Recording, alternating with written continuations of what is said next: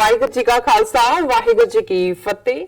ਮੈਂ ਤੁਹਾਡੀ ਹੋਸਟ ਨੀਲਮ ਕੌਰ। ਮੈਂ ਟੀਵੀ 84 ਦੇ ਸਾਰੇ ਦਰਸ਼ਕਾਂ ਤੇ ਸਰੋਤਿਆਂ ਦਾ ਹਾਰਦਿਕ ਸਵਾਗਤ ਕਰਦੀ ਹਾਂ ਪ੍ਰੋਗਰਾਮ ਸੱਚੋ ਸੱਚ ਵਿੱਚ, ਜਿਹੜੇ ਇਸ ਪ੍ਰੋਗਰਾਮ ਨਾਲ ਦੇਸ਼ਾਂ ਵਿਦੇਸ਼ਾਂ ਤੋਂ ਜੁੜ ਚੁੱਕੇ ਨੇ। ਪ੍ਰੋਗਰਾਮ ਸੱਚੋ ਸੱਚ ਦੀ ਰੋਇਰਵਾ ਡਾਕਟਰ ਅਮਰਜੀਤ ਸਿੰਘ ਜੀ ਰੋਜ਼ਾਨਾ ਹੀ ਤਰ੍ਹਾਂ ਸਟੂਡੀਓ ਵਿੱਚ ਮੇਰੇ ਨਾਲ ਸ਼ਾਮਲ ਨੇ। ਆਉਣਾ ਮਿਲ ਕੇ ਅੱਜ ਦੇ ਅਹਿਮ ਇਸ਼ੂਜ਼ ਉੱਪਰ ਗੱਲਬਾਤ ਕਰਦੇ ਹਾਂ। ਜੀ ਡਾਕਟਰ ਸਾਹਿਬ ਵਾਹਿਗੁਰੂ ਜੀ ਕਾ ਖਾਲਸਾ ਵਾਹਿਗੁਰੂ ਜੀ ਕੀ ਫਤਿਹ। ਜੀ ਡਾਕਟਰ ਸਾਹਿਬ ਜੀ ਆਇਆਂ ਨੂੰ ਪ੍ਰੋਗਰਾਮ ਸੱਚੋ ਸੱਚ ਵਿੱਚ ਬਹੁਤ ਮਿਹਰਬਾਨੀ। ਜੀ ਡਾਕਟਰ ਸਾਹਿਬ ਅੱਜ 9 ਜਨਵਰੀ 2019 27 ਪੋ ਨਾਨਕਸ਼ਾਹੀ ਸੰਮਤ 550 ਦਾ ਦਿਨ ਹੈ। ਤੇ ਡਾਕਟਰ ਸਾਹਿਬ ਪ੍ਰੋਗਰਾਮ ਸ਼ੁਰੂ ਕਰਨ ਤੋਂ ਪਹਿਲਾਂ ਅਸੀਂ ਆਪਣੇ ਦਰਸ਼ਕਾਂ ਤੇ ਸਰੋਤਿਆਂ ਨੂੰ ਹਮੇਸ਼ਾ ਤਰ੍ਹਾਂ ਦੱਸੀਏ ਵੀਅਰਸ, ਜੇ ਤੁਸੀਂ ਹੱਕ ਸੱਚ ਇਨਸਾਫ ਤੇ ਪੈਰਾ ਦਿੰਦਾ ਇੱਕੋ ਇੱਕ ਚੈਨਲ ਟੀਵੀ 84 ਨੂੰ ਦੇਖਣਾ ਚਾਹੁੰਦੇ ਹੋ ਤਾਂ ਤੁਸੀਂ ਦੇਖ ਸਕਦੇ ਹੋ ਸਪੈਕਟਰਮ ਕੇਬਲ, ਆਰਸੀਐਨ ਕੇਬਲ, ਬੈਲਫਾਵ cable in Canada, roku, Jadoo box, ਸ਼ਾਵਾ, ਫੇਸਬੁੱਕ ਟੀਵੀ 84 ਦੀ ਐਪ ਰਾਹੀਂ online streaming and IT box ਤੇ ਤੁਸੀਂ ਟੀਵੀ 84 ਨੂੰ ਦੇਖ ਸਕਦੇ ਹੋ। ਅਸੀਂ ਆਪਣੇ ਦਰਸ਼ਕਾਂ ਨੂੰ ਦੱਸ ਦਈਏ ਤੁਹਾਡੀ ਮੰਗ ਤੇ ਸਾਡੇ ਪ੍ਰੋਗਰਾਮ ਦਾ ਜੋ ਸਮਾਂ ਹੈ ਉਹ 1.5 ਘੰਟਾ ਕਰ ਦਿੱਤਾ ਗਿਆ ਹੈ। 7:30 ਤੋਂ ਲੈ ਕੇ 9 ਵਜੇ ਤੱਕ ਤੁਸੀਂ ਸੱਚੋ ਸੱਚ ਪ੍ਰੋਗਰਾਮ ਦੇਖ ਸਕਦੇ ਹੋ। Thank you so much. So keep watching TV 84। ਜੀ ਡਾਕਟਰ ਸਾਹਿਬ ਪ੍ਰੋਗਰਾਮ ਸ਼ੁਰੂ ਕਰਦੇ ਹਾਂ ਅੱਜ ਦੇ ਅਹਿਮ ਇਸ਼ੂਜ਼ ਦੇ ਨਾਲ। ਜੀ ਡਾਕਟਰ ਸਾਹਿਬ ਪਹਿਲਾ ਇਸ਼ੂ ਕੀ ਹੈ, ਉਸ ਬਾਰੇ ਤੁਹਾਡੇ ਕੀ ਵਿਚਾਰ ਨੇ? ਦੇਖੋ, ਵਾਦੀਏ ਕਸ਼ਮੀਰ ਜਿਹੜਾ ਪਿਛਲੇ 71 ਸਾਲ ਤੋਂ ਭਾਰਤੀ ਜ਼ੁਲਮ ਦੇ ਥੱਲੇ ਪਿਸ ਰਿਹਾ ਜੀ, ਔਰ ਖਾਸ ਤੌਰ ਤੇ 1999 ਦੇ ਵਿੱਚ ਜਦੋਂ ਕਸ਼ਮੀਰ ਦੇ ਨੌਜਵਾਨਾਂ ਨੇ ਆਪਣੇ ਹੱਕਾਂ ਦੇ ਲਈ ਹਥਿਆਰਬੰਦ ਸੰਘਰਸ਼ ਦੀ ਸ਼ੁਰੂਆਤ ਕੀਤੀ, ਉਸ ਤੋਂ ਬਾਅਦ ਵੱਡੀ ਗਿਣਤੀ ਦੇ ਵਿੱਚ ਝੂਠੇ ਪੁਲਿਸ ਮੁਕਾਬਲੇ ਔਰ ਕਸ਼ਮੀਰ ਦੀ ਜਵਾਨੀ ਨੂੰ ਸਬਕ ਸਿਖਾਉਣ ਦੇ ਲਈ ਭਾਰਤ ਦੀ 7 ਲੱਖ ਦੇ ਕਰੀਬ ਫੌਜ ਔਰ ਜੰਮੂ ਕਸ਼ਮੀਰ ਪੁਲਿਸ, ਉਹਨਾਂ ਦੇ ਸੁਰੱਖਿਆ ਦਸਤੇ ਔਰ ਹੋਰ ਬਹੁਤ ਸਾਰੀਆਂ ਜਿਹੜੀਆਂ ਸੀਆਰਪੀਐਫ ਵਰਗੀਆਂ ਫੋਰਸਿਸ ਨੇ ਜੀ, ਉਹਨਾਂ ਦੇ ਰਾਹੀਂ ਕਸ਼ਮੀਰ ਦੇ ਵਿੱਚ ਇੱਕ ਪੂਰਾ ਜ਼ੁਲਮ ਦੀ ਚੱਕੀ ਜਿਹੜੀ ਹੈ ਉਹ ਘੁੰਮ ਰਹੀ ਹੈ। ਬਿਲਕੁਲ। ਔਰ ਇੱਕ ਅੰਦਾਜ਼ੇ ਮੁਤਾਬਕ 1.25 ਲੱਖ ਤੋਂ ਜ਼ਿਆਦਾ ਕਸ਼ਮੀਰੀ ਹੁਣ ਤੱਕ ਮਾਰੇ ਜਾ ਚੁੱਕੇ ਨੇ। ਔਰ ਇਸ ਦੇ ਨਾਲ ਨਾਲ ਅਸੀਂ ਦੇਖਦੇ ਹਾਂ ਕਿ ਕਿਵੇਂ ਜਿਹੜੀਆਂ ਪੈਲਟ ਗਨਸ ਦਾ ਇਸਤੇਮਾਲ ਕਰਕੇ ਨੌਜਵਾਨਾਂ ਨੂੰ, ਬੱਚੇ ਬੱਚੀਆਂ ਸਕੂਲ ਗੋਇੰਗ ਉਮਰ ਦੇ, ਉਹਨਾਂ ਨੂੰ ਅੰਨੇ ਨਬੀਨੇ ਬਣਾ ਦਿੱਤਾ ਗਿਆ ਜੀ। ਔਰ ਇਹਦੇ 'ਚ ਕੋਈ ਸ਼ੱਕ ਨਹੀਂ ਹੈ ਕਿ ਜਦੋਂ ਅਸੀਂ ਜਾਗਦੀ ਜ਼ਮੀਰ ਵਾਲੇ ਲੋਕਾਂ ਵੱਲ ਦੇਖਦੇ ਹਾਂ, ਜਿਹੜੇ ਆਜ਼ਾਦੀ ਦੇ ਲਈ ਖਲੋਤੇ ਨੇ ਜਾਂ ਜਿਨ੍ਹਾਂ ਦੇ ਬੱਚੇ ਇਸ ਪਾਸੇ ਤੁਰੇ, ਉਹਨਾਂ ਦੇ ਮਾਪਿਓ ਦਾ ਰਿਜ਼ੋਲਵ ਵੀ ਸਾਹਮਣੇ ਆਉਂਦਾ ਹੈ। ਪਿਛਲੇ ਕੁਝ ਸਮਾਂ ਪਹਿਲਾਂ ਇੱਕ ਮੈਂ ਵੀਡੀਓ ਦੇਖ ਰਿਹਾ ਸੀ ਬਜ਼ੁਰਗ ਮਾਤਾ ਦੀ, ਜਿਨ੍ਹਾਂ ਦਾ ਲੜਕਾ ਜਿਹੜਾ ਹੈ ਉਹ ਜੁਝਾਰੂ ਹੈ, ਉਹ ਲੜ ਰਿਹਾ ਆਪਣੀ ਕਸ਼ਮੀਰੀ ਆਜ਼ਾਦੀ ਲਈ ਜੀ। ਔਰ ਉਹਨਾਂ ਦੇ ਕੋਲ, ਕਿਉਂਕਿ ਇਹ ਵੀ ਇਹਨਾਂ ਦੀ ਸਰਕਾਰ ਦੀ ਸਕੀਮ ਸੀ ਕਿ ਤੁਸੀਂ ਜਿਹੜੇ ਲੜਕੇ ਇਸ ਪਾਸੇ ਤੁਰੇ ਨੇ ਉਹਨਾਂ ਦੇ ਪੇਰੈਂਟਸ ਦੇ ਕੋਲ ਜਾਓ ਕਿ ਉਹ ਉਹਨਾਂ ਨੂੰ ਜਿਹੜਾ ਪ੍ਰੇਰਨ ਜਾਂ ਉਹ ਉਹਨਾਂ ਨੂੰ ਬੱਚਿਆਂ ਤੋਂ ਹਥਿਆਰ ਛਡਾਉਣ ਜਾਂ ਹਥਿਆਰ ਸਟਾਉਣ ਜਾਂ ਸਰੈਂਡਰ ਕਰਨ ਲਈ ਉਹਨਾਂ ਨੂੰ ਉਹ ਕਹਿਣ ਜੀ। ਸੋ ਉਹ ਇਸ ਕਿਸਮ ਦਾ ਇੱਕ ਜਿਹੜਾ ਆਫੀਸਰ ਹੈ ਉਹ ਜਾ ਰਿਹਾ ਗਿਆ ਉਹਨਾਂ ਦੇ ਘਰ 'ਚ ਤੇ ਬਜ਼ੁਰਗ ਮਾਂ ਨੂੰ ਪੁੱਛ ਰਿਹਾ ਵੀ ਪੁੱਤਰ ਤੇਰਾ ਕਿੱਥੇ ਹੈ? ਉਹਨੇ ਕਿਹਾ ਜੀ ਉਹ ਤਾਂ ਕਦੇ ਆਇਆ ਨਹੀਂ, ਇਹਨੇ 2-3 ਸਾਲ ਤੋਂ ਘਰੋਂ ਗਿਆ ਹੋਇਆ। ਤੇ ਉਹਨੇ ਕਿਹਾ ਜੀ ਤੁਸੀਂ ਕਿਵੇਂ ਮਹਿਸੂਸ ਕਰਦੇ ਹੋ? ਉਹਨੇ ਕਿਹਾ ਜੀ ਮੈਂ ਬਹੁਤ ਫਖਰ ਮਹਿਸੂਸ ਕਰਦੀ ਹਾਂ ਜੀ, ਮੇਰਾ ਪੁੱਤਰ ਜਿਹੜਾ ਹੈ ਉਹ ਗਿਆ। ਕਹਿੰਦੇ ਵੀ ਨਹੀਂ, ਤੁਹਾਨੂੰ ਆਪਣਾ ਬੱਚਾ ਨਹੀਂ ਚਾਹੀਦਾ, ਤੁਸੀਂ ਉਹਨੂੰ ਇਹ ਕਹੋ ਕਿ ਵੀ ਉਹ ਹਥਿਆਰ ਰੱਖਦੇ, ਉਹਨੂੰ ਕੁਛ ਨਹੀਂ ਕਿਹਾ ਜਾਏਗਾ। ਜਾਂ ਦੂਜੇ ਕਹਿੰਦੇ ਕਿ ਵੀ ਮੈਂ ਉਹਨੂੰ ਇਹ ਕਿਹਾ ਹੋਇਆ ਕਿ ਵੀ ਜੇ ਤੂੰ ਕਦੇ ਵਾਪਸ ਮੁੜਿਆ ਜਿਸ ਰਸਤੇ ਤੇ ਹੁਣ ਤੁਰੇ ਤੇ ਮੈਂ ਤੈਨੂੰ ਮਾਰ ਦਿਆਂਗੀ ਜ਼ਹਿਰ ਦੇ ਕੇ। ਸੋ ਜ਼ਾਹਰ ਹੈ ਕਿ ਔਰ ਇਹੋ ਜਿਹੀ ਸੈਂਟੀਮੈਂਟ ਉਹਨਾਂ ਦੇ ਬਾਪ ਨੇ ਦਿੱਤੇ। ਸੋ ਜਦੋਂ ਇਸ ਲੈਵਲ ਦੇ ਉੱਤੇ 2-3 ਜਨਰੇਸ਼ਨਾਂ ਖਲੋਣ ਵਾਲੀ ਗੱਲ ਹੁੰਦੀ ਹੈ, ਫਿਰ ਤੁਸੀਂ ਉਹਨਾਂ ਨੂੰ ਐਲੀਮੀਨੇਟ ਤਾਂ ਕਰ ਸਕਦੇ ਹੋ, ਮਾਰ ਤਾਂ ਸਕਦੇ ਹੋ, ਉਹਨਾਂ ਨੂੰ ਤੁਸੀਂ ਗੁਲਾਮ ਨਹੀਂ ਬਣਾ ਸਕਦੇ। ਬਹੁਤ ਵਾਰ ਅਸੀਂ ਦੇਖਦੇ ਹਾਂ ਕਿ ਜਿਹੜੀ ਸੁਪਰੈਸਿਵ ਪਾਲਿਸੀਜ਼ ਨੇ ਉਹ ਹਮੇਸ਼ਾ ਅਫਸਰਸ਼ਾਹੀ, ਜਿਹਨੂੰ ਬਿਊਰੋਕਰੇਸੀ ਅਸੀਂ ਕਹਿੰਦੇ ਹਾਂ, ਜਾਂ ਜੇ ਜੰਮੂ ਕਸ਼ਮੀਰ ਪੁਲਿਸ ਵੀ ਹੈ, ਜ਼ਾਹਰ ਹੈ ਉਹਦੇ ਵਿੱਚ ਮੈਜੋਰਟੀ ਮੁਸਲਮਾਨ ਨੇ, ਉਹ ਵਿਚਾਰੇ ਹਮਦਰਦੀ ਵੀ ਕੁਛ ਉਹਨਾਂ 'ਚੋਂ ਰੱਖਦੇ ਹੋਣਗੇ, ਪਰ ਅਲਟੀਮੇਟਲੀ ਉਹ ਸਟੇਟ ਦੇ ਇੰਸਟਰੂਮੈਂਟ ਹੁੰਦੇ ਨੇ ਸਟੇਟ ਦੀਆਂ ਨੀਤੀਆਂ ਲਾਗੂ ਕਰਨ ਦੇ ਲਈ। ਔਰ ਜਿਹੜੀ ਅਫਸਰਸ਼ਾਹੀ ਆ ਉਹ ਨੀਤੀਆਂ ਬਣਾਉਂਦੀ ਹੈ। ਹੁਣ ਇਹਦੇ 'ਚ ਕੋਈ ਸ਼ੱਕ ਨਹੀਂ ਹੈ ਕਿ ਅੰਗਰੇਜ਼ਾਂ ਨੇ ਜਦੋਂ ਲਗਭਗ 200 ਸਾਲ ਭਾਰਤ ਦੇ ਉੱਤੇ ਉਹ ਕਾਬਜ਼ ਰਹੇ, ਪੰਜਾਬ ਦੇ ਉੱਤੇ ਉਹ 98 ਸਾਲ ਕਾਬਜ਼ ਰਹੇ, ਉਹਨਾਂ ਨੇ ਇੱਕ ਉਹ ਸਿਸਟਮ ਬਣਾ ਦਿੱਤਾ ਹੈ ਜਿਹਦੇ ਥੱਲੇ ਇੱਕ ਪਾਸੇ ਤਾਂ ਪੂਰਾ ਉਹ ਟੋਲਾ, ਉਹ ਜਗੀਰਦਾਰਾਂ ਦਾ ਹੋਏ, ਉਹ ਸਫੇਦ ਪੌਸ਼ਾਂ ਦਾ ਹੋਏ, ਜ਼ੈਲਦਾਰਾਂ ਦਾ ਹੋਏ, ਨੰਬਰਦਾਰਾਂ ਦਾ ਹੋਏ, ਜਿਹੜੇ ਟੂ ਦਾ ਹਿਲਟ ਲਾਇਲ ਸੀ ਬਿਲਕੁਲ ਅੰਗਰੇਜ਼ੀ ਸਾਮਰਾਜ ਦੇ ਨਾਲ, ਫਿਰ ਉਹਨਾਂ ਨੇ ਉਸ ਕਿਸਮ ਦੀ ਫੌਜ ਵੀ ਜਿਹੜੀ ਅੰਗਰੇਜ਼ੀ ਝੰਡੇ ਦੇ ਲਈ ਜਾ ਕੇ ਦੁਨੀਆ ਭਰ ਦੇ ਵਿੱਚ ਲੜੀ। ਜਦੋਂ ਅਸੀਂ ਦੋ ਸੰਸਾਰ ਜੰਗਾਂ ਦੀ ਗੱਲ ਕਰਦੇ ਹਾਂ ਔਰ ਕੁਰਬਾਨੀਆਂ ਦੀ ਗੱਲ ਕਰਦੇ ਹਾਂ, ਇਹ ਕੋਈ ਸ਼ੱਕ ਨਹੀਂ ਕਿ ਉਹਨਾਂ ਦੇ ਵਿੱਚ ਜਿਹੜੇ ਲੜਨ ਮਰਨ ਵਾਲੇ ਸੀ ਅੰਗਰੇਜ਼ੀ ਫੌਜ 'ਚ ਵੱਡੀ ਗਿਣਤੀ 'ਚ ਭਰਤੀ ਪੰਜਾਬ 'ਚ ਹੁੰਦੀ ਸੀ। ਉਹਦੇ ਜਾਂ ਸਿੱਖ ਸਨ ਜਾਂ ਪੰਜਾਬੀ ਮੁਸਲਮਾਨ ਸਨ ਜਾਂ ਪਠਾਨ ਸਨ, ਥੋੜੇ ਬਹੁਤ ਬਲੋਚੀ ਅੰਗਰੇਜ਼ਾਂ ਦੇ ਵੇੜੇ ਨਹੀਂ ਸੀ ਉਹਨਾਂ ਦਾ ਹਿੱਸਾ ਬਣਦੇ। ਸੋ ਕੁੱਲ ਮਿਲਾ ਕੇ ਜਾਂ ਰਾਜਪੂਤ ਡੋਗਰੇ, ਪਰ ਹੈ ਸਾਰੇ ਦੇਸੀ ਸੀ ਜਿਹੜੇ ਉਹਨਾਂ ਦੇ ਲਈ ਮਰਨ ਲਈ ਤਿਆਰ ਸੀ ਤਨਖਾਹ ਦੀ ਖਾਤਰ। ਇਸੇ ਤਰ੍ਹਾਂ ਅਸੀਂ ਪੁਲਿਸ ਦੇਖਦੇ ਹਾਂ। ਹੁਣ ਜੇ ਅਸੀਂ ਈਵਨ ਸ਼ਹੀਦ ਭਗਤ ਸਿੰਘ ਦਾ ਕੇਸ ਦੇਖੀਏ, ਜਿਹਦਾ ਬੜਾ ਅੱਜ ਹਿੰਦੂ ਤਵੀਆਂ ਨੇ ਆਪਣਾ ਹੀਰੋ ਬਣਾਇਆ ਹੋਇਆ ਭਗਤ ਸਿੰਘ ਨੂੰ, ਤੇ ਜੇ ਤੁਸੀਂ ਉਹਨਾਂ ਦੇ 100 ਤੋਂ ਜ਼ਿਆਦਾ ਗਵਾਹ ਦੇਖੋ ਜਿਹੜੇ ਉਹਨਾਂ ਦੇ ਖਿਲਾਫ ਭੁਗਤੇ, ਤਾਂ ਉਹਨਾਂ ਚੋਂ ਆਲਮੋਸਟ 99% ਜਿਹੜੇ ਨੇ ਉਹ ਸਾਰੇ ਦੇਸੀ ਨੇ ਜੀ। ਜਲਿਆਂਵਾਲੇ ਬਾਗ 'ਚ ਆਰਡਰ ਡਾਇਰ ਨੇ ਕੀਤਾ, ਗੋਲੀ ਚਲਾਉਣ ਵਾਲੇ ਕੌਣ ਸੀ? ਬਿਲਕੁਲ। ਇਸੇ ਤਰ੍ਹਾਂ ਹੋਰ ਜ਼ੁਲਮ ਕਰਨ ਵਾਲੇ ਕੌਣ ਸੀ? ਸੋ ਇਸ ਸਾਰੇ ਗੁਲਾਮੀ ਦੇ ਕਲੋਨੀਅਲ ਦੌਰ 'ਚ ਅੰਗਰੇਜ਼ ਕਿਸੇ ਵੀ ਵੇਲੇ ਭਾਰਤ ਦੇ ਵਿੱਚ 20-25 ਹਜ਼ਾਰ ਤੋਂ ਜ਼ਿਆਦਾ ਉਹਨਾਂ ਦੀ ਗਿਣਤੀ ਨਹੀਂ ਸੀ, ਪਰ 33 ਕਰੋੜ ਲੋਕਾਂ ਦੇ ਉੱਤੇ ਉਹਨਾਂ ਨੇ ਹਕੂਮਤ ਕੀਤੀ, ਕਿਉਂਕਿ ਉਹਨਾਂ ਨੇ ਸਿਸਟਮ 'ਚੋਂ ਉਸ ਕਿਸਮ ਦੇ ਲੋਕ ਖੜੇ ਕਰ ਦਿੱਤੇ ਜਿਹੜੇ ਨੌਕਰੀ ਦੇ ਲਈ, ਪੈਸੇ ਦੇ ਲਈ, ਆਪਣੀ ਵਫਾਦਾਰੀ ਸਾਬਤ ਕਰਨ ਦੇ ਲਈ, ਆਪਣੇ ਭਰਾਵਾਂ ਦੇ ਉੱਤੇ ਜ਼ੁਲਮ ਕਰਨ ਤੋਂ ਉਹਨਾਂ ਨੂੰ ਕੋਈ ਹਿਚਕਿਚਾਹਟ ਨਹੀਂ ਸੀ, ਕੋਈ ਕੁਐਲਮਸ ਆਫ ਕੌਨਸ਼ੀਅੰਸ ਨਹੀਂ ਸੀ, ਕੋਈ ਉਹਨਾਂ ਦੀ ਜ਼ਮੀਰ ਉਹਨਾਂ ਨੂੰ ਟੁੰਬਦੀ ਨਹੀਂ ਸੀ। ਬਿਲਕੁਲ। ਔਰ ਇਹੀ ਜਾਣ ਲੱਗੇ ਅੰਗਰੇਜ਼ ਉਹੀ ਸਾਰੀ ਜਿਹੜੀ ਬਿਊਰੋਕ੍ਰੇਸੀ ਔਰ ਸਾਰਾ ਹੀ ਉਹ ਸਿਸਟਮ ਔਰ ਜਿਹੜੀ ਜ਼ਹਿਨੀਅਤ ਉਸ ਕਿਸਮ ਦੀ, ਉਹ ਦੋਨੋਂ ਪਾਸਿਆਂ 'ਚ ਹੀ ਜੇ ਦੇਖਿਆ ਜਾਏ, ਉਹ ਭਾਰਤ ਹੋਏ ਜਾਂ ਪਾਕਿਸਤਾਨ ਹੋਏ ਜਾਂ ਬੰਗਲਾਦੇਸ਼ ਹੋਏ, ਹੁਣ ਬਣ ਗਿਆ ਜਾਂ ਸ੍ਰੀਲੰਕਾ, ਉਹਦੇ 'ਚ ਜਦੋਂ ਬਹੁਤ ਵਾਰ ਇਹ ਸਵਾਲ ਪੁੱਛਿਆ ਜਾਂਦਾ ਈਵਨ ਸਿੱਖ ਸੰਘਰਸ਼ ਦੇ ਹਵਾਲੇ ਨਾਲ ਕਿ ਜੀ ਦੇਖੋ ਪੰਜਾਬ ਦੇ ਵਿੱਚ ਬੇਅੰਤ ਸਿੰਘ ਵੀ ਸਿੱਖ ਜਿਹਨੇ 50,000 ਸਿੱਖ ਨੌਜਵਾਨ ਮਾਰੇ, KP ਗਿੱਲ ਵੀ ਸਿੱਖ ਜਿਹੜੇ ਪੁਲਿਸ ਵਾਲੇ ਫੜ ਕੇ ਲਿਆਂਦੇ ਸੀ, ਜਿਹੜੇ ਟੌਰਚਰ ਕਰਦੇ ਸੀ, ਜਿਹੜੇ ਮਾਰਦੇ ਸੀ, ਉਹ ਵੀ ਸਿੱਖ, ਉਹਨਾਂ ਦੇ ਸਿਰਾਂ ਤੇ ਵੀ ਪੱਗਾਂ ਨੇ। ਵੀ ਉਹ ਕਿਵੇਂ ਆਪਣੇ ਭਰਾਵਾਂ ਨੂੰ ਜਾਂ ਆਪਣੇ ਹਮ ਕੌਮਾਂ, ਹਮ ਮਜ਼ਹਬ ਨੌਜਵਾਨਾਂ ਨੂੰ ਮਾਰ ਕੇ ਘਰ ਜਾ ਕੇ ਉਹ ਕਿਵੇਂ ਸੌਂਦੇ ਹੋਣਗੇ? ਉਹ ਕਿਵੇਂ ਆਪਣੇ ਬੱਚੇ ਬੱਚੀਆਂ ਨੂੰ ਗਲ ਨਾਲ ਲਾ ਕੇ ਪਿਆਰ ਕਰਦੇ ਹੋਣਗੇ? ਉਹਨਾਂ ਦੀਆਂ ਅੱਖਾਂ ਸਾਹਮਣੇ ਉਹਨਾਂ ਦੇ ਮੁੰਡੇ ਦੇ ਬਰਾਬਰ ਦਾ ਮੁੰਡਾ ਜਿਹਨੂੰ ਉਹ ਮਾਰ ਕੇ ਆਇਆ ਝੂਠੇ ਪੁਲਿਸ ਮੁਕਾਬਲੇ 'ਚ, ਉਹਦਾ ਇਮੇਜ ਕਿਉਂ ਨਹੀਂ ਸੀ ਆਉਂਦਾ? ਸੋ ਹਮੇਸ਼ਾ ਇਹ ਸਵਾਲ ਬਹੁਤ ਵਾਰ ਪਿਛਲੇ 30 ਸਾਲ ਜਦੋਂ ਵੀ ਮੈਂ public discussions, debates, lecture, seminar ਜਾਂਦਾ, ਇਹ ਸਵਾਲ ਅਕਸਰ ਪੁੱਛਿਆ ਜਾਂਦਾ। ਸੋ ਇਹ ਕਿਉਂਕਿ ਜਿਹੜੀ ਇੱਥੋਂ ਦੀ ਜਨਰੇਸ਼ਨ ਹੈ, ਜੰਮੇ ਪਲੇ ਨੇ ਜਾਂ ਦੂਜੇ, ਕਿਉਂਕਿ ਉਹ ਕਿਸੇ ਕਲੋਨੀਅਲ ਮਾਈਂਡਸੈਟ ਦੇ ਸਿਸਟਮ 'ਚ ਨਹੀਂ ਰਹੇ, ਇਸ ਲਈ ਉਹ ਸਮਝ ਨਹੀਂ ਸਕਦੇ ਕਿ ਪ੍ਰੋਗਰਾਮਿੰਗ ਕੀ ਹੁੰਦੀ ਹੈ ਦਿਮਾਗਾਂ ਦੀ। ਉਹਦੇ 'ਚ ਫਿਰ ਕੋਈ ਚੀਜ਼ ਦੂਜੀ ਮੈਟਰ ਨਹੀਂ ਕਰਦੀ। ਹੁਣ ਬਹੁਤ ਵਾਰ ਜਿਹੜੇ ਪਿੰਡੂ ਬੈਕਗਰਾਊਂਡ ਦੇ ਨੇ ਉਹਨਾਂ ਨੂੰ ਪਤਾ ਹੈ ਵੀ ਜਦੋਂ ਤੁਸੀਂ ਕੋਈ ਮੱਝ ਜਾਂ ਗਾਂ ਲਿਆਂਦੇ ਹੋ, ਉਹਨੂੰ ਤੁਸੀਂ ਕਿੱਲੇ ਨਾਲ ਬੰਨ੍ਹਦੇ ਹੋ, ਪਹਿਲਾਂ ਉਹ ਬੜੀ ਅੜਾਉਂਦੀ ਹੈ, ਉਸ ਨੂੰ ਬੰਨਣਾ ਔਖਾ ਹੁੰਦਾ, ਫਿਰ ਹੌਲੀ ਹੌਲੀ ਉਹ ਕਈ ਵਾਰੀ ਛਡਾਉਣ ਦੀ ਵੀ ਕੋਸ਼ਿਸ਼ ਕਰਦੀ ਹੈ ਸੰਗਲ ਨੂੰ, ਪਰ ਤੁਸੀਂ ਫਿਰ ਇੱਕ ਪੀਰੀਅਡ ਆ ਜਾਂਦਾ ਹੈ ਹਫਤਾ 2 ਹਫ਼ਤੇ ਮਹੀਨੇ ਤੋਂ ਬਾਅਦ ਤੁਸੀਂ ਸੰਗਲ ਨਾ ਵੀ ਬੰਨੋ, ਤੁਸੀਂ ਉਹਦੀਆਂ ਲੱਤਾਂ ਨੂੰ ਉੱਥੇ ਹੱਥ ਲਾ ਦਿੰਦੇ ਹੋ ਕਿ ਵੀ ਜਿੱਥੇ ਤੁਸੀਂ ਸੰਗਲ ਬੰਨ੍ਹ ਕੇ ਉਹਨੂੰ ਜਦੋਂ ਟ੍ਰੀਟ ਕਰਦੇ ਸੀ ਉੱਥੇ ਹੀ ਹੁੰਦੀ ਹੈ, ਕਿਉਂਕਿ ਉਹਦੀ ਪ੍ਰੋਗਰਾਮਿੰਗ ਹੋ ਜਾਂਦੀ ਹੈ ਉਹਨੂੰ। ਫਿਰ ਇਸੇ ਤਰ੍ਹਾਂ ਗੁਲਾਮੀ ਵੀ ਜਿਹੜੀ ਹੈ ਉਹ ਜਨਰੇਸ਼ਨ ਆਫਟਰ ਜਨਰੇਸ਼ਨ, ਔਰ ਇਹੀ ਕਾਰਨ ਸੀ ਕਿ ਜਿਹੜੇ ਅੰਗਰੇਜ਼ੀ ਫੌਜ ਦੇ ਵਿੱਚ ਸਰਵ ਕਰਨ ਵਾਲੇ ਫੌਜੀ ਵੀ ਸੀ, ਜ਼ਾਹਰ ਹੈ 16-17 ਸਾਲ ਦੇ ਭਰਤੀ ਹੋ ਜਾਂਦੇ ਸੀ ਜੀ, ਤੇ ਜਦੋਂ ਉਹ 30-32 ਦੇ ਨੇੜੇ ਪਹੁੰਚੇ ਰਿਟਾਇਰਮੈਂਟ ਤੋਂ ਪਹਿਲਾਂ ਨੇੜੇ ਤੇੜੇ, ਤੇ ਉਹ ਫਿਰ ਗੋਰਾ ਸਾਹਿਬ ਹੀ ਪੁੱਛਦਾ ਸੀ ਕਿ ਬਈ ਤੁਹਾਡਾ ਲੜਕਾ ਆਪ ਕਿਤਨੇ ਸਾਲ ਕਾ ਹੋਗਾ? ਉਹਨੇ ਕਹਿਣਾ ਜੀ 16 ਦਾ ਹੋ ਗਿਆ ਜਾਂ 18 ਦਾ ਹੋ ਗਿਆ। ਉਹਨੇ ਕਹਿਣਾ ਉਸਕੋ ਭਰਤੀ ਕਰੋ, ਲਾਓ ਉਸਕੋ ਹਮ ਭਰਤੀ ਕਰੇਗਾ।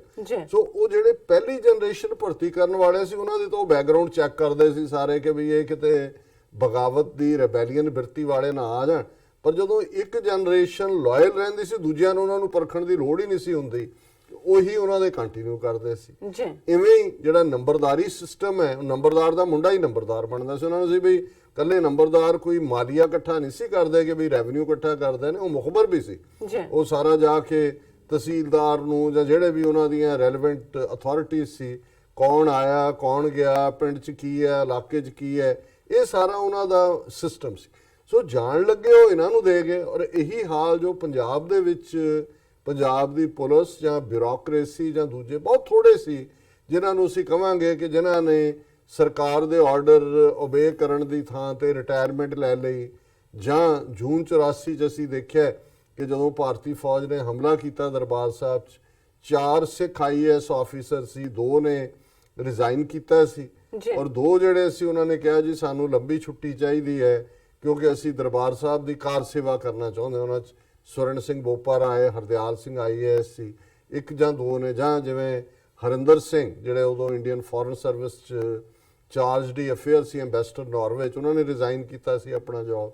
ਸਰ ਸਿਮਰਨਜੀਤ ਸਿੰਘ ਮਾਨ IPS ਜਿਹੜੇ ਨੇ ਉਹਨਾਂ ਨੇ ਰਿਜ਼ਾਈਨ ਕੀਤਾ ਸੀ। ਲੇਕਿਨ ਬਾਈ ਐਂਡ ਲਾਰਜ ਘਰ 'ਚ ਬੈਠੇ ਸਾਰੇ ਭਾਵੇਂ ਅਫਸੋਸੇ ਹੋਏ ਸੀ ਜਾਂ ਕੁਝ, ਪਰ ਆਪਣੇ ਕਰੀਅਰ ਨੂੰ ਲਾਈਨ ਤੇ ਜਿਹੜਾ ਉਹ ਲਾਣਾ ਇਹ ਹਰ ਇੱਕ ਦੇ ਹਿੱਸੇ ਨਹੀਂ ਆਉਂਦਾ। ਸੋ ਮੈਂ ਅੱਜ ਦਾ ਓਪਨਿੰਗ ਜਿਹੜਾ ਇਹ ਸੈਗਮੈਂਟ ਹੈ ਇਸ ਦੇ ਲਈ ਮੈਂ ਕਾਬਲੇ ਤਾਰੀਫ ਨੇ ਸੱਜਣ ਜਿਨ੍ਹਾਂ ਨੇ ਇਸ ਹੱਦ ਤੱਕ ਜਾ ਕੇ ਉਹਨਾਂ ਨੇ ਆਪਣਾ ਇਹ ਪਾਰਟ ਦੱਸਿਆ ਕਿ ਭਾਈ ਤਿਆਗ ਕਿਹਨੂੰ ਕਹਿੰਦੇ ਨੇ। ਔਰ ਜਦੋਂ 2009 ਦੇ ਵਿੱਚ ਸ਼ਾਹ ਫੈਸਲ ਜਿਹੜੇ ਕਿ ਇੱਕ ਡਾਕਟਰ ਸਨ, ਉਹਨਾਂ ਨੇ IAS ਦੇ ਵਿੱਚ ਟੌਪ ਕੀਤਾ ਭਾਰਤ ਭਰ ਦੇ IAS ਅਫਸਰਾਂ ਦੀ, ਤੇ ਇਹ ਬੜੀ ਲੀਡ ਸਟੋਰੀ ਸੀ ਕਿ ਜੀ ਇੱਕ ਪਾਸੇ ਕਸ਼ਮੀਰ ਦੇ ਵਿੱਚ ਜਿਹੜਾ ਹੈ ਉਹ ਖੂਨ ਵਗ ਰਿਹਾ ਹੈ ਔਰ ਰਿਬੈਲੀਅਨ ਹੈ। ਦੇਖੋ ਇੱਕ ਜ਼ਿਲ੍ਹਾ ਕੁਪਵਾੜਾ ਦਾ ਨੌਜਵਾਨ ਡਾਕਟਰ ਜਿਹਨੇ ਕਿ ਉਹ IAS ਦੇ ਵਿੱਚ ਟੌਪ ਕੀਤਾ ਜੀ।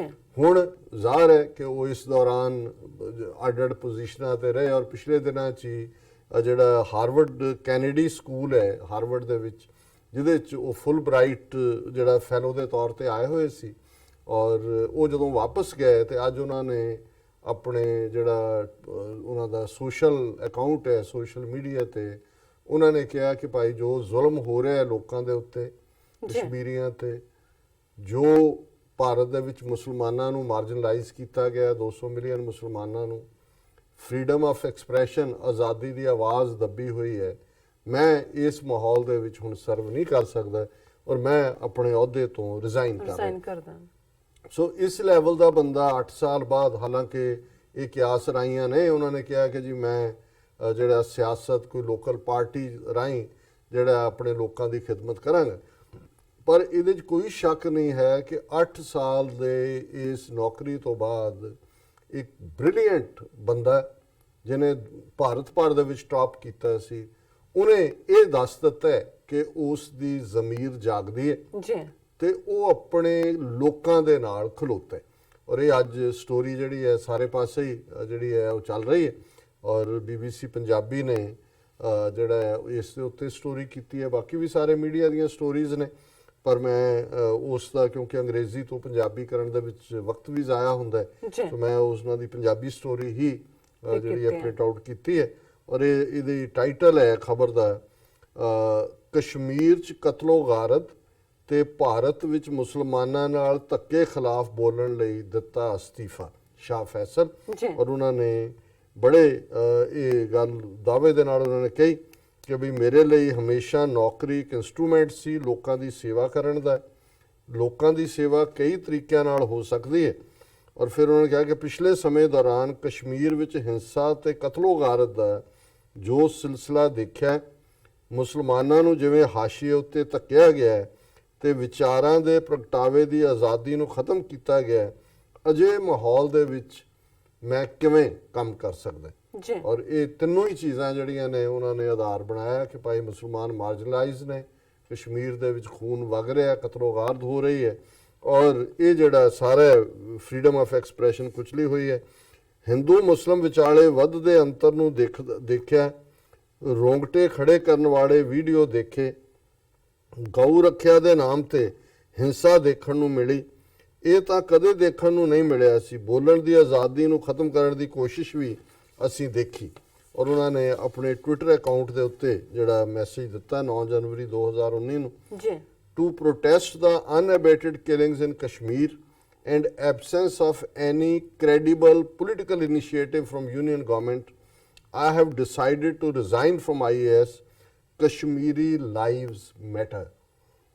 I will be addressing a press conference on Friday. ਔਰ ਉਹਦੇ 'ਚ ਉਹਨਾਂ ਨੇ ਕਿਹਾ ਕਿ ਵੀ ਮੇਰੇ ਤੋਂ ਸਹਾਰਿਆ ਨਹੀਂ ਜਾ ਰਿਹਾ ਜੋ ਕਸ਼ਮੀਰ ਦੇ ਵਿੱਚ ਜ਼ੁਲਮ ਚੱਲ ਰਿਹਾ ਔਰ ਕੋਈ ਵੀ ਯੂਨੀਅਨ ਗਵਰਨਮੈਂਟ ਦੇ ਵੱਲੋਂ ਕੋਈ ਜਿਹੜਾ ਸਟੈਪ ਨਹੀਂ ਲਿਆ ਜਾ ਰਿਹਾ ਇਸ ਸਿਚੁਏਸ਼ਨ ਦੇ ਨੂੰ ਰਿਜ਼ੋਲਵ ਕਰਨ ਦੇ ਲਈ। ਉਹਨਾਂ ਦਾ ਜਿਹੜਾ ਇਹ ਕਹਿਣਾ ਕਿ ਕਸ਼ਮੀਰੀ ਲਾਈਵਸ ਮੈਟਰ, ਕਿ ਵੀ ਇਹ ਐਵੇਂ ਫਜ਼ੂਲ ਜਾਣ ਲਈ ਨਹੀਂ ਨੇ, ਇਹਨਾਂ ਜਿਹੜੀ ਹੈ ਜ਼ਿੰਦਗੀਆਂ ਦੀ ਕੀਮਤ ਹੈ। ਔਰ ਉਦੋਂ ਚ ਉਹਨਾਂ ਨੇ ਜਿਹੜੇ ਹੈ, ਇਸ ਤੋਂ ਪਹਿਲਾਂ ਵੀ ਉਹਨਾਂ ਨੇ ਇੱਕ ਮੀਡੀਆ ਤੇ ਪੋਸਟ ਲਿਖੀ ਸੀ ਕਿ ਉਹ ਕਸ਼ਮੀਰ ਦੇ ਹਾਲਾਤ ਤੋਂ ਦੁਖੀ ਨੇ। ਔਰ ਉਦੋਂ ਇਹ ਸ੍ਰੀਨਗਰ ਚ ਐਜੂਕੇਸ਼ਨ ਡਿਪਾਰਟਮੈਂਟ ਦੇ ਹੈੱਡ ਸੀ ਔਰ ਉਹਨਾਂ ਨੇ ਮੀਡੀਆ ਦੇ ਉੱਤੇ ਵੀ ਨਾਰਾਜ਼ਗੀ ਜ਼ਾਹਰ ਕੀਤੀ ਸੀ ਕਿ ਦੇਸ਼ ਜਿਹੜਾ ਮੀਡੀਆ ਉਹ ਇੱਕ ਤਰਫਾ ਪ੍ਰਚਾਰ ਕਰ ਰਿਹਾ ਔਰ ਇਹ ਜਿਹੜਾ ਸਾਰਾ ਹੀ ਜਿਹੜਾ ਨਿਊਜ਼ ਰੂਮ ਵੱਲੋਂ ਜਿਹੜੇ ਨੇ ਕਸ਼ਮੀਰ ਦੇ ਵਿੱਚ ਜੋ ਮੌਤਾਂ ਨੇ ਉਹਨਾਂ ਦੇ ਕਾਰਨ ਗਲਤ ਪ੍ਰੋਪੇਗੈਂਡਾ ਜਿਹੜਾ ਉਹ ਕੀਤਾ ਜਾ ਰਿਹਾ ਔਰ ਸਮਾਜ ਦੇ ਨੈਤਿਕ ਸਵਾਲਾਂ ਤੋਂ ਵੱਖ ਹੋ ਕੇ ਰਹਿਣਾ ਤੇ ਉਹਨਾਂ ਤੇ ਪ੍ਰਤੀਕਿਰਿਆ ਨਾ ਦੇਣੀ ਮੇਰੇ ਲਈ ਸੰਭਵ ਨਹੀਂ ਸੀ। ਮੈਂ ਪਹਿਲਾਂ ਵੀ ਬੋਲਿਆ ਹਾਂ, ਪਰ ਹੁਣ ਉਹ ਵੇਲਾ ਆ ਚੁੱਕਿਆ ਕਿ ਇਸ ਤੇ ਖੁੱਲ੍ਹ ਕੇ ਬੋਲਣ ਦਾ ਇਹ ਕੰਮ ਮੈਂ ਨੌਕਰੀ ਛੱਡ ਕੇ ਹੀ ਕਰ ਸਕਦਾ ਹਾਂ। ਔਰ ਇਹੀ ਪਾਰਟ ਜਿਹੜਾ ਦੂਸਰੇ ਮੀਡੀਆ ਦਾ ਵੀ ਹੈ, ਉਹਨਾਂ ਨੇ ਥੋੜੀ ਜਿਹੀ ਬੈਕਗਰਾਉਂਡ ਵੀ ਦਿੱਤੀ ਹੈ ਕਿ ਵੀ ਕਿਵੇਂ ਜਿਹੜਾ ਉਹਨਾਂ ਨੇ ਫੁਲਬ੍ਰਾਈਟ ਹਾਰਵਰਡ ਕੈਨੇਡੀ ਸਕੂਲ ਤੋਂ ਵਾਪਸ ਮੁੜੇ ਹੀ ਨੇ ਆਪਣਾ ਉਹ ਇੱਥੋਂ ਕਰਕੇ ਡਿਪਲੋਮਾ। ਔਰ ਇਹ ਉਹਨਾਂ ਨੇ ਕਿਹਾ ਕਿ ਵੀ ਮੈਂ ਇਹ ਵੀ ਕੋਸ਼ਿਸ਼ ਕਰਾਂਗਾ, ਜਿਹੜਾ ਉਹਨਾਂ ਦੀ ਇੱਕ ਸਟੇਟਮੈਂਟ ਦਾ taking to social media to announce his decision to protest against the unabating killings in Kashmir and lack of any sincere reach out। ਇਹ ਮੈਂ ਆਲਰੇਡੀ ਪੜ੍ਹ ਹੀ ਦਿੱਤਾ ਹੈ। ਫਿਰ ਉਹਨਾਂ ਨੇ ਕਿਹਾ ਕਿ ਵੀ ਇਹ ਜਿਹੜਾ ਰਿਮਾਰਕ ਉਹਨਾਂ ਨੇ ਇਸ ਤੋਂ ਪਹਿਲਾਂ ਇੱਕ ਰਿਮਾਰਕ 2018 ਹੀ ਦਿੱਤਾ ਸੀ ਸੋਸ਼ਲ ਮੀਡੀਆ ਤੇ ਕਿ ਸਾਊਥ ਏਸ਼ੀਆ 'ਚ ਜਿਹੜਾ ਰੇਪ ਹੈ ਉਹ ਇੰਨਾ ਜ਼ਿਆਦਾ ਹੋ ਗਿਆ ਹੈ ਕਿ ਵੀ ਇਹ ਜਿਹੜਾ ਸਾਡਾ ਖਿੱਤਾ ਹੈ ਦਿਸ ਹੈਜ਼ ਬਿਕਮ ਦਾ ਰੇਪਿਸਤਾਨ। ਔਰ ਇਸ ਦੇ ਉੱਤੇ ਬੜਾ ਕ੍ਰਿਟਿਸਿਜ਼ਮ ਵੀ ਹੋਇਆ ਸੀ। ਸੋ ਅਸੀਂ ਜਿਹੜੇ ਸ਼ਾਹ ਫੈਸਲ ਨੇ ਉਹਨਾਂ ਦੇ ਇਸ ਫੈਸਲੇ ਦੀ ਹਮਾਇਤ ਕਰਦੇ ਹਾਂ, ਬਹੁਤ ਤਾਰੀਫ ਕਰਦੇ ਹਾਂ ਜੀ। ਮੈਂ ਸਮਝਦਾ ਹਾਂ ਵੀ ਅਜੇ ਪੋਲਿਟਿਕਸ ਤਾਂ ਇੱਕ ਡਿਫਰੈਂਟ ਖੇਡ ਹੈ, ਉਹ ਜ਼ਾਹਰ ਹੈ ਵੀ ਉਹ ਲੋਕਾਂ ਦੀਆਂ ਭਾਵਨਾਵਾਂ ਨੂੰ ਆਵਾਜ਼ ਵੀ ਦੇਣਗੇ। ਔਰ ਕਿਉਂਕਿ ਆਲਰੇਡੀ ਉਹਨਾਂ ਨੇ ਪਹਿਲਾਂ ਹੀ ਹਿਸਟਰੀ ਕ੍ਰੀਏਟ ਕੀਤੀ ਸੀ ਟੌਪ ਕਰਕੇ ਔਰ 8 ਸਾਲ ਦੀ ਨੌਕਰੀ ਤੋਂ ਬਾਅਦ ਨੌਕਰੀ ਛੱਡਣਾ, ਸੋ ਉਹਨਾਂ ਨੂੰ ਇਮੀਡੀਏਟ ਜਿਹੜਾ ਉਹ ਇਹਨਾਂ ਦੇ ਲਈ ਲਿਕੁਇਡੇਟ ਜਾਂ ਐਲੀਮੀਨੇਟ ਕਰਨਾ ਤਾਂ ਸੌਖਾ ਨਹੀਂ ਹੋਏਗਾ। ਹੁਣ ਇਹ ਦੇਖਣਾ ਇਹ ਹੋਏਗਾ ਵੀ ਇਹ ਕਿਸ ਜਿਹੜੀ ਹੈ ਸਿਆਣਪ ਦੇ ਨਾਲ ਪੇਸ਼ਕਦਮੀ ਕਰਦੇ ਨੇ, ਪਰ ਮੈਂ ਸਮਝਦਾ ਵੀ ਇਹ ਜਾਗਦੀ ਜ਼ਮੀਰ ਲੋਕ ਨੇ।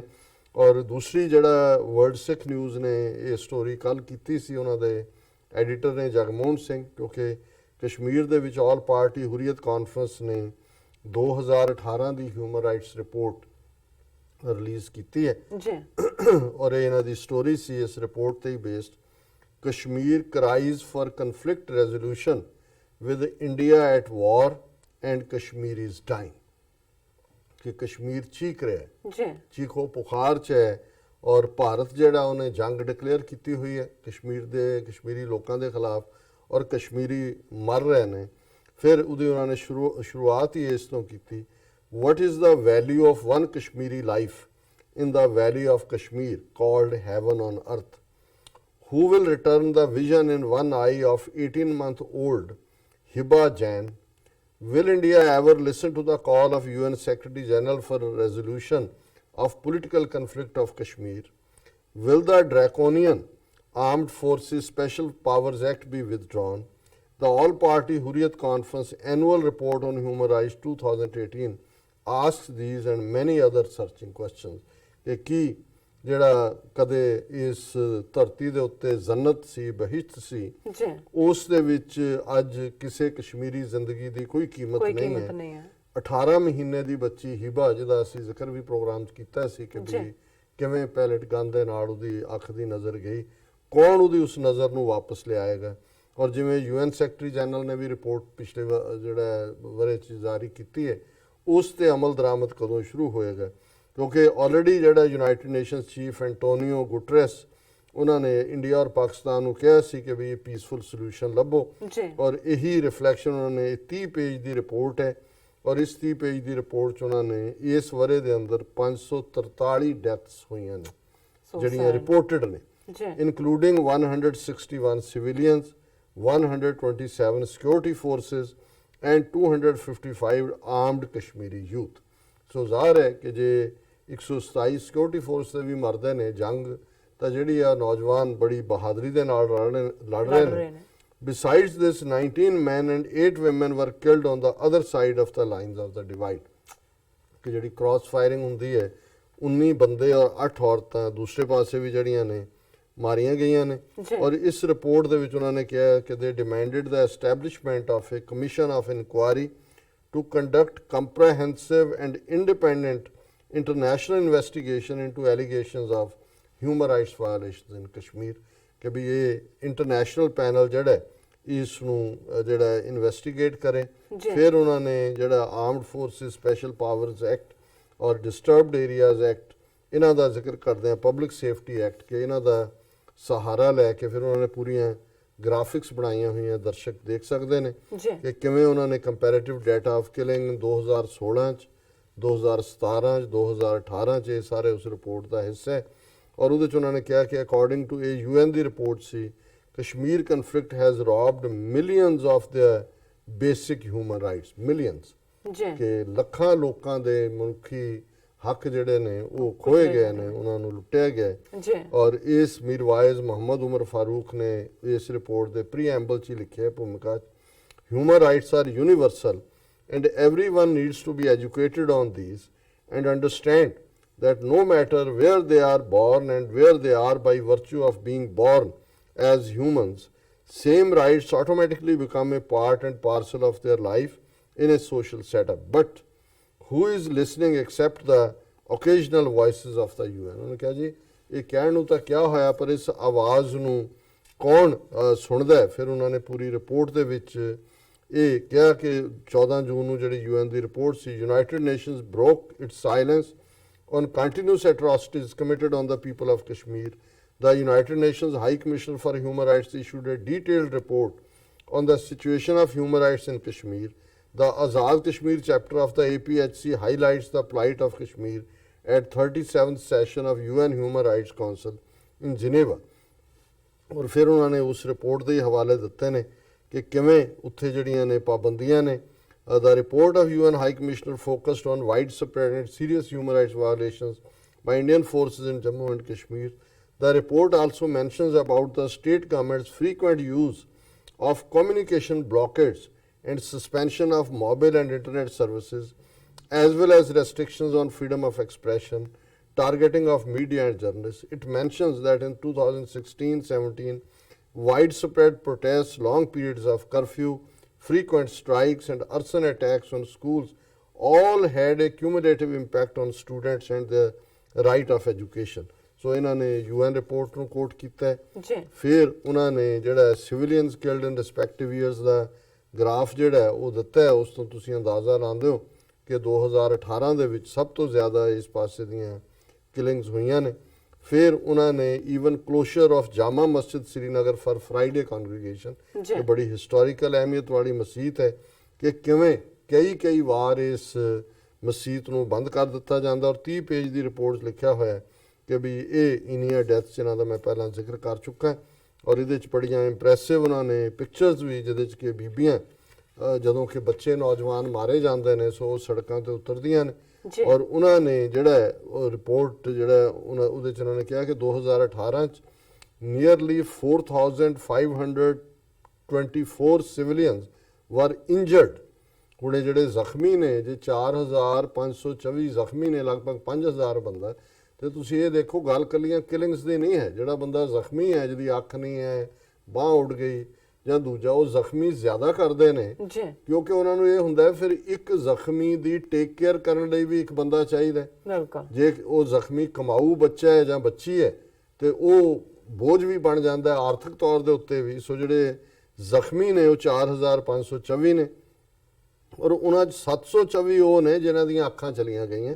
ਔਰ April 2, 2018 was a fateful day when at least 63 civilians were hospitalized with pellet and bullet injuries। सिर्फ एक दिन ਦੇ ਵਿੱਚ ਹੀ 63 ਬੱਚੇ ਜਿਹੜੇ ਨੇ, 63 ਸਿਵਿਲੀਅਨਸ, ਉਹ ਉਹਨਾਂ ਦੀਆਂ ਅੱਖਾਂ ਦੇ ਉੱਤੇ ਬੁਲਟ ਔਰ ਪੈਲਟ ਦੀਆਂ ਗਨਸ ਦੀਆਂ ਦੇ ਜ਼ਖਮ ਸੀ। ਫਿਰ ਨਵੰਬਰ 25 ਨੂੰ 40 persons were inflicted with pellet and bullet injuries in Shopian and 17 people received injuries in Ladi village alone on 2 September। ਸੋ ਮਤਲਬ ਇਹ ਨਹੀਂ ਹੈ ਕਿ ਕੋਈ 2-2 4-4 ਨੇ। ਜਦੋਂ ਅਸੀਂ 40 ਦੀ ਫਿਗਰ ਦੇਖਦੇ ਹਾਂ, 63 ਦੀ ਫਿਗਰ ਦੇਖਦੇ ਹਾਂ और ये इस तो इलावा ये तो जख्मियां दी है। फिर जो गिरफ्तारियां ने 2018 over 5,600 Kashmiris, mostly youth were detained at various police stations in the valley. ਸਿਰਫ ਇਹ ਕਸ਼ਮੀਰ ਵੈਲੀ ਦੇ ਵਿੱਚ ਹੀ 5600 ਦੇ ਲਗਭਗ ਨੌਜਵਾਨ ਜਿਹੜੇ ਨੇ ਉਹ ਜੇਲ੍ਹਾਂ 'ਚ ਡੱਕੇ ਗਏ ਜੀ। ਔਰ ਇਹ ਜਿਹੜੀਆਂ ਈਵਨ ਸੁਪਰੀਮ ਕੋਰਟ ਦੀਆਂ ਗਾਈਡਲਾਈਨਸ ਦੀ ਵੀ ਵਾਇਓਲੇਸ਼ਨ ਕਰਕੇ 2200 political prisoners with the only crime of demanding the right to self-determination are lodged in jails outside the valley and in many cases outside the state. ਸੋ ਜਿਵੇਂ ਪੰਜਾਬ 'ਚ ਇਹਨਾਂ ਨੇ ਜਦੋਂ ਟਾਡਾ ਦੇ ਥੱਲੇ ਨੌਜਵਾਨ ਫੜਨੇ ਸ਼ੁਰੂ ਕੀਤੇ ਜੀ। ਤੇ ਬਹੁਤ ਸਾਰੇ ਨੌਜਵਾਨ ਗੁਜਰਾਤ ਦੀਆਂ ਜੇਲ੍ਹਾਂ 'ਚ ਇੱਕ ਸਟੇਜ ਤੇ ਆਇਆ ਕਿ ਜੀ ਗੁਜਰਾਤ 'ਚ ਇੰਨੇ ਹਜ਼ਾਰ ਟਾਡਾ ਦੇ ਥੱਲੇ ਨੇ, ਇਹ 1990 ਦੀ ਗੱਲ ਹੈ। ਤੇ ਫਿਰ ਇੱਥੇ DS Gill international human rights organisation ਦੇ ਚੇਅਰਮੈਨ ਆਏ ਹੋਏ ਸੀ, 1993 ਦੀ ਗੱਲ ਹੋਏਗੀ ਜੀ। ਤੇ ਮੈਂ ਉਹਨਾਂ ਨੂੰ ਪੁੱਛਿਆ, ਮੈਂ ਕਿਹਾ ਜੀ ਗੁਜਰਾਤ ਤਾਂ ਪੀਸਫੁਲ ਹੈ, ਬਿਲਕੁਲ, ਔਰ ਇਹ ਫਿਗਰ ਆਈ ਹੈ ਵੀ ਗੁਜਰਾਤ 'ਚ 2000 ਬੰਦਾ ਟਾਡਾ ਦੇ ਥੱਲੇ ਹੈ। ਕਹਿੰਦੇ ਜੀ ਇਹਨਾਂ ਨੇ ਜਿਹੜੇ ਪੰਜਾਬ ਦੇ ਨੌਜਵਾਨ ਨੇ ਚੁੱਕ ਕੇ ਜਿਨ੍ਹਾਂ ਨੂੰ ਟਾਡਾ ਦੇ ਥੱਲੇ ਟੈਰਰਿਸਟ ਐਂਡ ਡਿਸਰਪਟਿਵ ਐਕਟੀਵਿਟੀਜ਼ ਐਕਟ, ਉਹ ਗੁਜਰਾਤ ਦੀਆਂ ਜੇਲ੍ਹਾਂ 'ਚ ਰੱਖੇ ਹੋਏ ਨੇ ਔਰ ਉਹ ਟ੍ਰਾਇਲ ਉਹਨਾਂ ਦੇ ਉੱਥੇ ਚੱਲਣ ਦਾ, ਉਹਦੇ 'ਚ ਕੋਈ ਜ਼ਮਾਨਤ ਤਾਂ ਹੈ ਨਹੀਂ ਸੀ। ਸੋ ਇਹੀ ਰੁਝਾਨ ਈਵਨ ਕਸ਼ਮੀਰ ਦੇ ਵਿੱਚ ਵੀ ਇਹਨਾਂ ਨੇ ਕਿਹਾ ਕਿ 2200 ਪੋਲੀਟੀਕਲ ਪ੍ਰਿਜ਼ਨਰ ਜਿਹੜੇ ਉਹਨਾਂ ਨੇ ਨੌਜਵਾਨ ਫੜੇ ਹੋਏ ਨੇ, ਉਹ ਨਾ ਸਿਰਫ ਕਿ ਕਸ਼ਮੀਰ ਵਾਦੀ ਤੋਂ ਬਾਹਰ ਕੋਈ ਜੰਮੂ ਜਾਂ ਕਿਤੇ ਹੋਰ ਲੌਜ ਕੀਤੇ ਹੋਣਗੇ, ਈਵਨ ਜੰਮੂ ਕਸ਼ਮੀਰ ਤੋਂ ਵੀ ਬਾਹਰ ਰੱਖੇ ਹੋਏ ਨੇ ਬਾਹਰਲੀਆਂ ਸਟੇਟਾਂ ਦੇ ਵਿੱਚ। ਸੋ ਉਹਨਾਂ ਨੇ ਇਹ ਕਿਹਾ ਕਿ ਵੀ ਇਹ ਜਿਹੜਾ ਜੰਮੂ ਦੀ ਸੈਂਟਰਲ ਉਹਦੇ ਜੰਮੂ ਨਾਲ ਰਿਲੇਟਡ ਹੈ ਫਿਰ ਖਬਰ ਕਿ ਵੀ ਉੱਥੇ ਈਵਨ ਤਿਹਾੜ ਪ੍ਰਿਜ਼ਨ ਦੇ ਵਿੱਚ ਵੀ ਉਹਨਾਂ ਨੇ ਉਹਨਾਂ ਨੂੰ ਭੇਜਿਆ ਹੋਇਆ। ਫਿਰ ਉਹਨਾਂ ਨੇ 2018 ਦੀ ਗੱਲ ਅੱਗੇ ਕਰਦੇ ਐਂਡ ਕੀਤਾ, the report says the state security forces suppress civil liberties and inflict collective punishment on the entire population. ਉਹਨੇ ਜਿਹੜੀ ਕਲੈਕਟਿਵ ਪਨਿਸ਼ਮੈਂਟ ਦਾ ਕਨਸੈਪਟ ਇਹ ਵੀ ਇਹਨਾਂ ਨੇ ਪੰਜਾਬ ਦੇ ਵਿੱਚ ਲਾਗੂ ਕੀਤਾ ਸੀ। ਜਦੋਂ ਬ੍ਰਹਮਪੁਰਾ ਜਿਵੇਂ ਪਿੰਡ ਦੇ ਵਿੱਚ ਜੇ ਕੋਈ ਗੋਲੀ ਚੱਲੀ ਸੀਆਰਪੀਐਫ ਦਾ ਮਾਰਿਆ ਗਿਆ, ਉਹਨਾਂ ਨੇ ਸਾਰੇ ਪਿੰਡ ਦੇ ਜਿਹੜੇ ਬੰਦੇ ਨੇ ਔਰਤਾਂ ਨੇ ਉਹ ਬਾਹਰ ਕੱਢ ਕੇ ਪਬਲਿਕ ਪਲੇਸ ਤੇ ਲਿਆ ਕੇ ਉਹਨਾਂ ਨੂੰ ਕੁੱਟਿਆ, ਉਹਨਾਂ ਨੂੰ ਔਰਤਾਂ ਨੂੰ ਜ਼ਲੀਲ ਕੀਤਾ।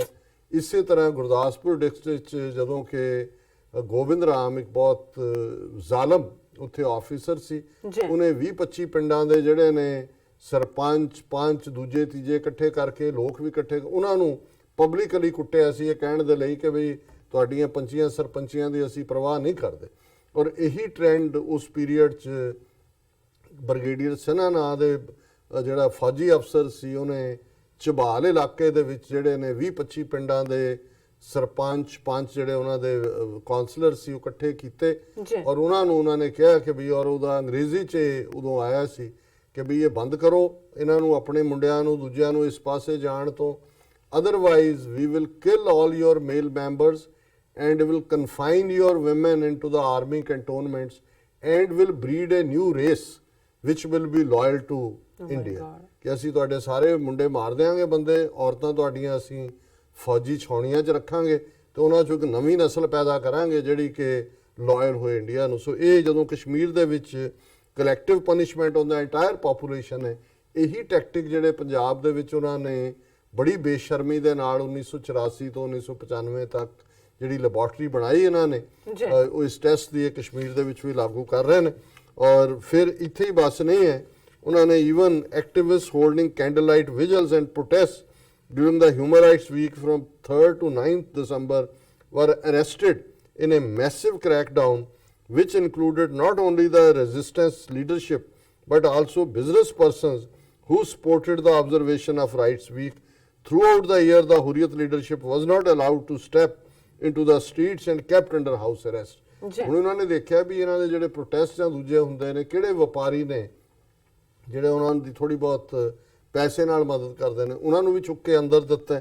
ਔਰ ਇਹ ਉਹਦੇ 'ਚ ਉਹਨਾਂ ਨੇ ਕਨਕਲੂਜਨ ਦਾ ਇਹ ਉਹਨਾਂ ਦਾ ਪੈਰਾਗ੍ਰਾਫ ਹੈ, the conflict on Kashmir is not a frozen one but continues to consume human lives unabated since 1947 reads the report ਕਿ ਬਈ ਇਹ ਕੋਈ ਖਤਮ ਨਹੀਂ ਹੋ ਗਿਆ। 1947 ਤੋਂ ਲੈ ਕੇ ਲਗਾਤਾਰਤਾ ਨਾਲ ਜਿਹੜੀਆਂ ਇਨਸਾਨੀ ਜ਼ਿੰਦਗੀਆਂ ਇਸ ਦੀ ਭੇਟ ਚੜ ਰਹੀਆਂ ਨੇ। After the ongoing movement in the 1989, Kashmiris have been killed, massacred, raped, tortured, dishonored and humiliated.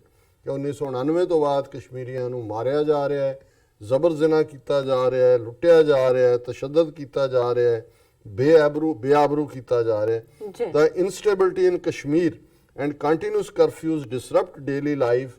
Schools, colleges and universities remain closed for indefinite period due to the cycle of violence कि भी ये school college यूनिवर्सिटियां भी हिंसा की वजह करके बंद हो रही हैं Indian armed forces are committing war crimes in the valley and are engaged in an armed aggression against the people, including people demanding their right to self-determination. कि ਭਾਰਤੀ ਫੌਜ ਨੇ ਜੰਗ ਐਲਾਨਿਆ ਹੋਇਆ ਹੈ ਔਰ ਇਹ ਫੌਜੀ ਜਿਹੜਾ ਹਥਿਆਰਬੰਦ ਫੌਜ ਜਿਹੜੀ ਹੈ ਉਹ ਲੋਕਾਂ ਦੇ ਸਵੈ ਨਿਰਣੇ ਦੇ ਹੱਕ ਰਾਏ ਸ਼ੁਮਾਰੀ ਦੇ ਹੱਕ ਨੂੰ ਕੁਚਲ ਰਹੀ ਹੈ The people of Jammu and Kashmir, like other peoples of the world, have the right to be masters of their own destiny and live a life of dignity, fulfilling their social, religious and political aspirations. ਕਿ ਜੰਮੂ ਕਸ਼ਮੀਰ ਦੇ ਲੋਕਾਂ ਦਾ ਹੱਕ ਹੈ ਕਿ ਉਹ ਦੁਨੀਆ ਦੇ ਬਾਕੀ ਲੋਕਾਂ ਵਾਂਗ ਆਪਣੀ ਕਿਸਮਤ ਆਪ ਘੜਨ ਦਾ ਹੱਕ ਉਹਨਾਂ ਦੇ ਕੋਲ ਹੋਏ ਤਾਂ ਕਿ ਉਹ ਇੱਕ ਸਵੈਮਾਨ ਇੱਜ਼ਤ ਵਾਲੀ ਜ਼ਿੰਦਗੀ ਜੀ ਸਕਣ ਔਰ ਉਹਨਾਂ ਦੇ ਸਮਾਜਿਕ ਮਜ਼ਹਬੀ ਔਰ ਸਿਆਸੀ ਜਿਹੜੀਆਂ ਉਮੰਗਾਂ ਨੇ ਉਹਨਾਂ ਦੀ ਪੂਰਤੀ ਹੋ ਸਕੇ ਸੋ ਅਸੀਂ ਕਸ਼ਮੀਰੀ ਬਹਾਦਰ ਕਸ਼ਮੀਰੀਆਂ ਦੇ ਇਸ ਜਿੱਥੇ ਕੌਜ਼ ਦੀ ਹਮੇਸ਼ਾ ਹਮਾਇਤ ਕਰਦੇ ਹਾਂ ਉੱਥੇ ਉਹਨਾਂ ਦੀ ਇਹ ਸਪਿਰਿਟ ਉਸ ਨੂੰ ਵੀ ਸਾਡਾ ਸਲੂਟ ਹੈ ਔਰ ਸ਼ਾਹ ਫੈਸਲ ਨੇ ਆਪਣਾ ਅਹੁਦਾ ਛੱਡ ਕੇ ਇਸ ਸਾਰੇ ਦੇ ਵਿੱਚ ਇੱਕ ਹੋਰ ਨਵੀਂ ਰੂਹ ਫੂਕੀ ਹੈ ਜੀ ਡਾਕਟਰ ਸਾਹਿਬ ਇਸ ਸਭ ਦੀ ਜਾਣਕਾਰੀ ਦੇਣ ਲਈ ਤੁਹਾਡਾ ਬਹੁਤ ਬਹੁਤ ਸ਼ੁਕਰੀਆ ਜੋ ਰਹਿੰਦੇ ਇਸ਼ੂ ਨੇ ਆਪਾਂ ਬ੍ਰੇਕ ਤੋਂ ਬਾਅਦ ਡਿਸਕਸ ਕਰਦੇ ਹਾਂ ਇੱਥੇ ਲੈਂਦੇ ਹਾਂ ਬ੍ਰੇਕ ਵਿਊਅਰਸ ਅਸੀਂ ਤੁਹਾਨੂੰ ਅਪੀਲ ਤੇ ਬੇਨਤੀ ਕਰ ਦੇਣਾ ਚਾਹੁੰਦੇ ਹਾਂ ਕਿ ਜਿਸ ਤਰ੍ਹਾਂ ਕਿ ਤੁਸੀਂ ਜਾਣਦੇ ਹੋ ਕਿ ਟੀਵੀ 84 ਇੱਕ ਪੰਥਕ ਚੈਨਲ ਹੈ ਟੀਵੀ 84 ਸਿੱਖਾਂ ਕਸ਼ਮੀਰੀਆਂ ਅਤੇ ਭਾਰਤ ਦੀਆਂ ਨਾਰਥ ਈਸਟ ਸਟੇਟਾਂ ਦੇ ਲੋਕਾਂ ਦੇ ਸਵੈਦੇਨੇ ਦੇ ਹੱਕਾਂ ਦਾ ਹਾਮੀ ਹੈ ਅਸੀਂ ਚਾਹਾਂਗੇ ਕਿ ਤੁਸੀਂ ਟੀਵੀ 84 ਦੀ ਚੜ੍ਹਦੀ ਕਲਾ ਲਈ ਵੱਧ ਤੋਂ ਵੱਧ ਡੋਨੇਟ ਕਰੋ ਡੋਨੇਟ ਕਰਨ ਲਈ ਸਾਡੀ ਵੈਬਸਾਈਟ tv84.tv ਤੇ ਜਾ ਕੇ ਪੇਪਲ ਦੀ ਵਰਤੋਂ ਕਰਕੇ ਮੰਥਲੀ ਡੋਨੇਟ ਕਰ ਸਕਦੇ ਹੋ ਵਨ ਟਾਈਮ ਵੀ ਡੋਨੇਟ ਕਰ ਸਕਦੇ ਹੋ ਤੁਸੀਂ ਟੀਵੀ 84 ਦੇ ਨਾਮ ਤੇ ਚੈੱਕ ਬਣਾ ਕੇ ਸਾਨੂੰ ਮੇਲ ਵੀ ਕਰ ਸਕਦੇ ਹੋ ਸਾਡੇ ਇਸ ਪਤੇ ਤੇ 36-0137 ਐਵਨਿਊ ਲੌਂਗ ਆਈਲੈਂਡ ਸਿਟੀ ਨਿਊਯਾਰਕ 11101 USA ਜਾਂ ਫਿਰ ਤੁਸੀਂ ਸਾਨੂੰ ਫੋਨ ਰਾਹੀਂ ਸੰਪਰਕ ਕਰ ਸਕਦੇ ਹੋ ਸਾਡੇ ਫੋਨ ਨੰਬਰ ਤੇ 5164060694 ਅਸੀਂ ਆਪਣੇ ਦਰਸ਼ਕਾਂ ਨੂੰ ਇਹ ਵੀ ਦੱਸ ਦਈਏ ਜੋ ਸਾਡੇ ਪ੍ਰੋਗਰਾਮ ਦਾ ਸਮਾਂ ਹੈ ਉਹ 7:30 ਤੋਂ ਲੈ ਕੇ 9 ਵਜੇ ਤੱਕ ਹੈ ਸੋ ਤੁਸੀਂ ਇਸ ਨੂੰ ਲਾਈਵ ਦੇਖ ਸਕਦੇ ਹੋ YouTube ਤੇ ਜਾ ਕੇ TV 84 ਦੇ ਚੈਨਲ ਤੇ ਔਰ ਅਸੀਂ ਇਹ ਵੀ ਚਾਹਾਂਗੇ ਕਿ ਤੁਸੀਂ TV 84 ਦੇ ਚੈਨਲ ਨੂੰ ਵੱਧ ਤੋਂ ਵੱਧ ਸਬਸਕ੍ਰਾਈਬ ਵੀ ਕਰੋ ਥੈਂਕ ਯੂ ਸੋ ਮਚ ਮਿਲਦੇ ਹਾਂ ਛੋਟੇ ਜਿਹੇ ਵਕਫੇ ਤੋਂ ਬਾਅਦ